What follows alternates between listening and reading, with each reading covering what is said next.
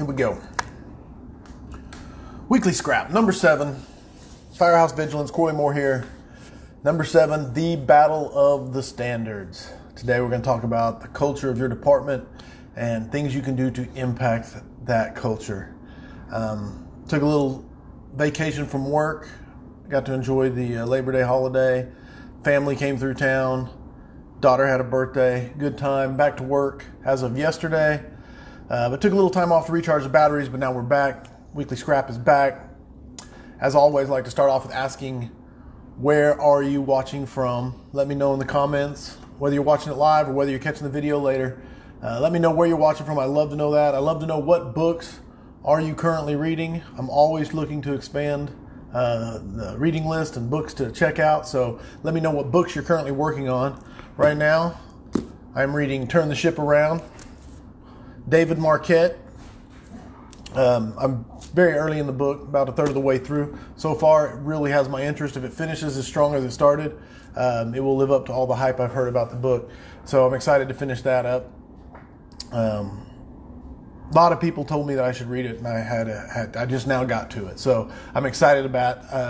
I ordered Call Sign Chaos, which is Mattis's new book, just came out, I believe, a couple weeks ago. And I don't remember, somewhere on Facebook I saw someone who had highlighted some pages of it, and I was so impressed. I'm like, what book is this? So I got it ordered. It came in. So excited about seeing that. So, the topic today, the battle of the standards. Minimum standards, right? We hear that term quite a bit. Minimum standards. What are they? Who creates them? Where do they come from in your department? One of my favorite quotes I've ever heard, I love quoting it all the time, and it's Chief Walker from Oklahoma City. And he says, and I believe it's his quote. I believe it's his actual quote, not him. He may be quoting someone. If he is, someone correct me and let me know, because I don't want to misattribute that. But it's he says, minimum is one small step above inadequate. And I love the sentiment of that quote. If you meet the minimum standard, then you are one small step above inadequate. And I'm not here today to talk about what your standards should be at your department. That is up to each of you, the priorities that you should set, and that should be determined locally and driven by your staffing, your budget, and all of those local things. So I'm not here to sit here and preach at you what your standards should be. This discussion today is the battle of the standards, and a quick discussion, something hopefully that will spark some debate about minimum standards and standards in general, and the culture of your department in general. So first, I'm going to start off by saying I absolutely hate the term minimum standards. And I think it should just be standards. Minimum, to me, says that there is multiples that are okay, when really there's just one flat line. You're either above it or you're below it. And so when you say minimum standards, you're really just saying standards. And that's the thing that should be, I think, preached, is that there is just standards. It's a line. Acceptable above the line, unacceptable below the line. If you're below the line, boom, you're out of here. People who exist very far above that line, if they exist way above it, they're your go-getters. They're those guys that are driving themselves. They're the guys that are into the job. They're the ones when people lackluster, not as in, they look up at them and say, guys, calm down, quit. You're making us look bad. Those are those people that exist way above that standard, way above that line.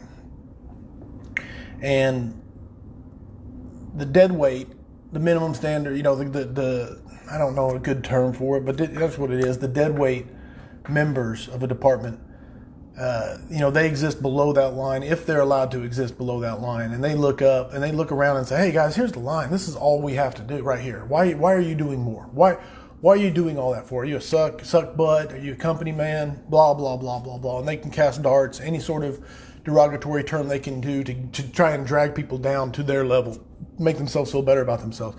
So I do hate the term minimum standards. I think there's just a standard, just a line.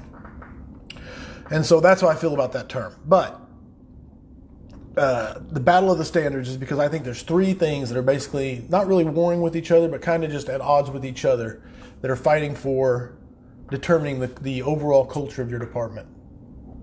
And so what do I mean by that? Well, there are three standards or ideas that exist.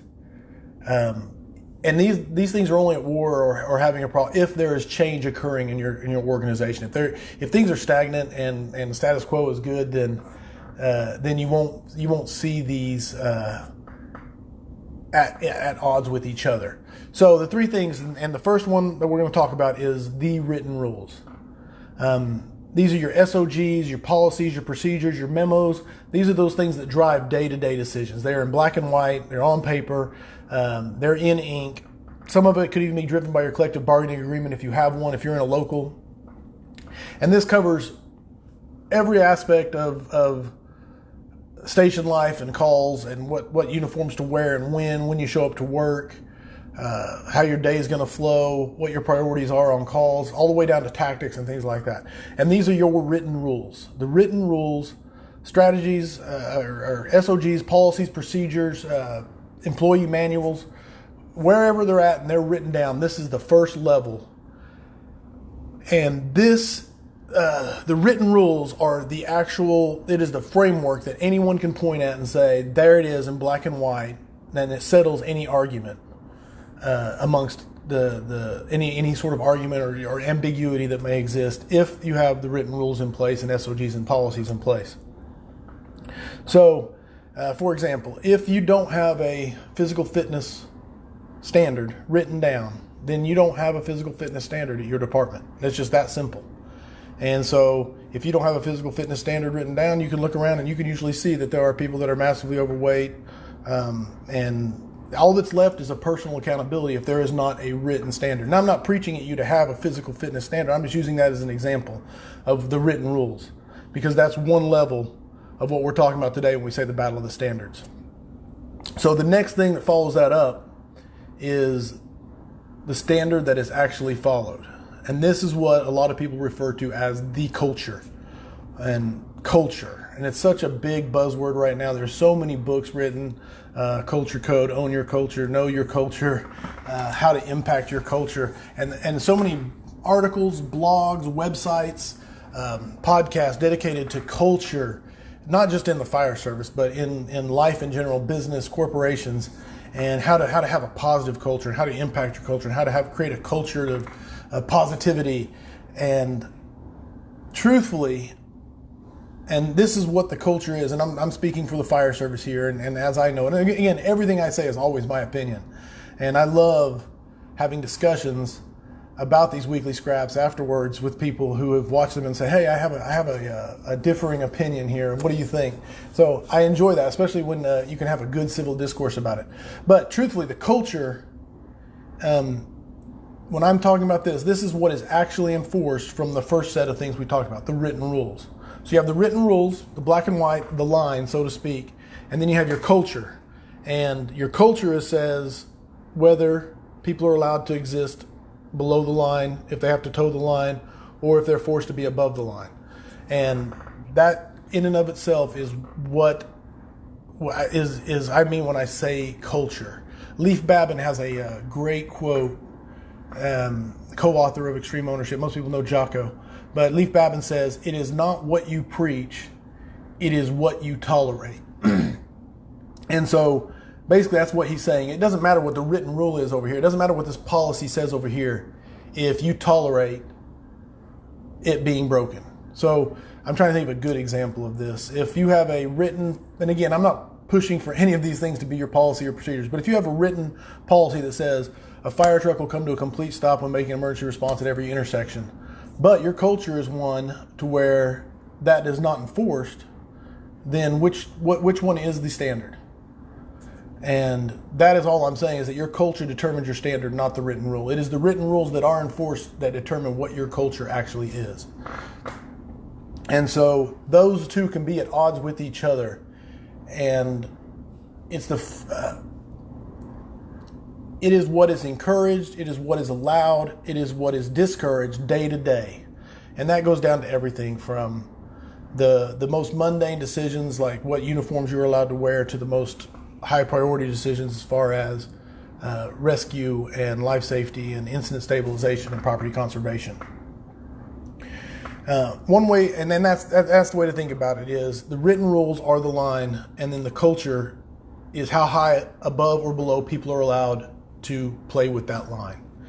And the great and crazy thing about the fire service is that microcultures exist within the culture that determine the culture. And what I mean by that is you've got separate shifts, your ABCs, your red, blue, greens, and those shifts can each have their own subculture of what is allowed compared to the rules.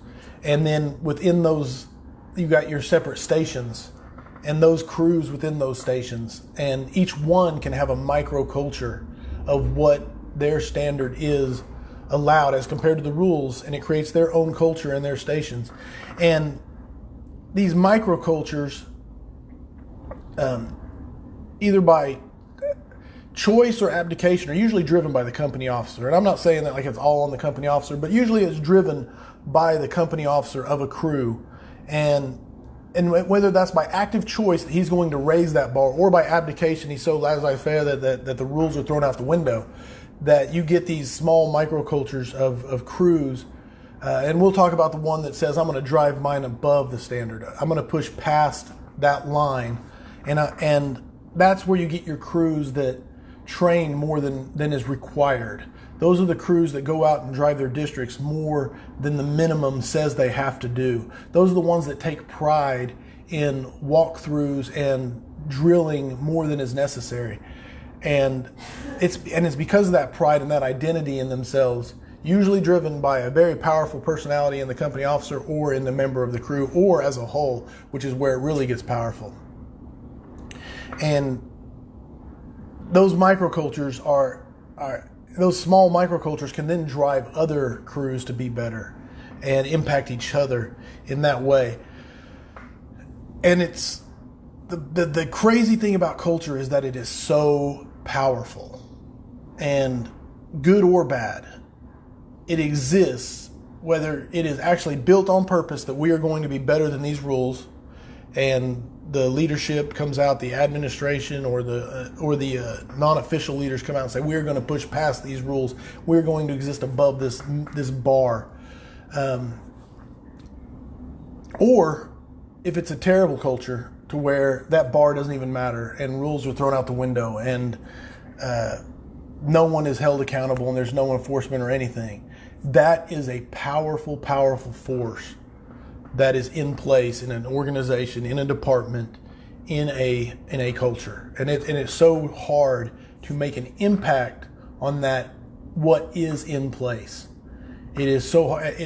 Imagine jumping in the water and swimming and trying to push and swim and push a battleship and turn it. Whether it's a good culture or a bad culture, a negative culture or a positive culture, or just a culture that you want to improve, jumping in there and pushing on it, it will swallow you up. Peter Drucker says it best, is that culture eats strategy for breakfast. And so you cannot do it alone. You need a lot of people jumping in the water with you that are on the same page with you, that believe the same things you are believing, if you want to make an impact on the culture of your department. And then all of you together can maybe get together and push in the same direction on that boat, and it will be imperceptible at first, but slowly over time, that ship will start to turn. And it may not even happen in your career that it gets turned in the direction you want it to be, but it will occur. And especially if you get enough people who believe the same as you do. So that's the first two things that are at war in the battle of the standards: the written rules, and then the actual culture of the department, or what is actually enforced off those rules. And then finally, the last piece of this little war is your personal standard. And this one, to me, is the most powerful of all three, because it is the one that you have complete control over. If you need a drink.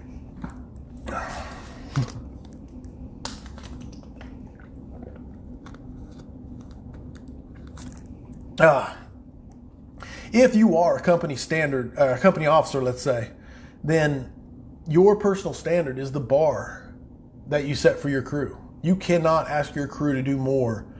You can't hold them to a standard that you don't hold yourself to. It's just not possible. It will not work. And this is where those great little microcultures I was talking about before can come from. Like I said, the crews that train more than is required, get out there, drive district more. The ones that drill until they can't get it wrong. These crews that push other crews to be better just by their existence. And no matter what the cultural line is, the standard at your department, the SOPs, the policies, the procedures, your personal standard is the one that you should be striving to push forward and better every day.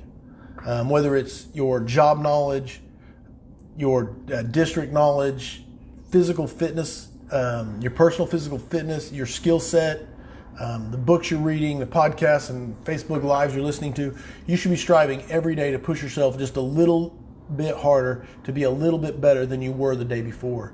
And by doing that, you will, over time, impact the culture of your department in a positive manner. And especially you will impact those closest to you around you, your crew. And they'll be in there in the water beside you, help pushing on that boat and help turning the culture in the direction that you perceive, just like I think, your opinion it should be going. And so that's really the three parts of the battle of the standards. The written rules, the actual written black and white rules, the culture, which is how much of those black and white written rules are held as gospel and held, and then of course your personal standard, which again to me, the most powerful one of all three and the one that can have the biggest impact on the others.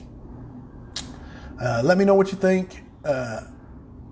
It's a work in progress, the battle of the standards, trying to figure out how these three all mesh together, and I'm anxious to see what the discussions that'll be sparked from it. As always, I want to say book review. One of the books that impacted me in a massive way, Leadership and Self-Deception. I could say this about this book, and in a quick synopsis is that we make choices every day in life. And when we make these choices, when we make a choice we know we shouldn't make, we justify it in our head with a small little deception to ourselves. And then over time, we layer that deception and build it up, and it becomes a piece of armor for us, and it builds a box around us. And that's basically, in a nutshell, the book is very good, but in a nutshell, what this book is all about is how you build that box around yourself and how it affects the entire way you look at the world. And once you can get outside of that box, outside of those self-deceptions, how much clearer you can have communication in your relationships. And I can say this book had a massive impact on mine and my son's relationship. When I read this book, it made me realize a lot of things about how I was impacting his life and our relationship and our ability to communicate. And so I cannot suggest this book enough. It's not even written by a person. It's written by the Arbinger Institute, which is a leadership institute. And I think this book is phenomenal for relationships. So if you get a chance, Arbinger Institute, Leadership and Self-Deception, phenomenal book. As you all know, I love reading. I put out the idea of putting together a list of books a list of books put together by firefighters that rates and reviews books so that other firefighters can use that. Anybody could use it, but other firefighters can come and not waste their time on a book that's not worth reading or that doesn't interest them. So far, a lot of positive feedback on I would love to see that happen, but there has been very little, no interest in I want to be a part of that. So I'm going to try and reach out to firefighters that I know are readers and reach out to them and message them and say, hey, would you like to be a part of this? Would you submit a book and a book review to put on this?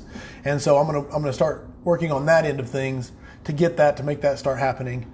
Always, if you want to be a part of it, contact me through Facebook, YouTube, Instagram, Twitter, email, any of those ways. If you want to be a part of the Firehouse Vigilance book crew, whatever it ends up being called, we'll get a good name for it. The Weekly Scrap, always I want to mention the Firehouse Vigilant. We are at 36 states installed, 14 states to go. The map is on firehousevigilance.com if you want to know if your state has yet to get a firefighter to become one of the Vigilant.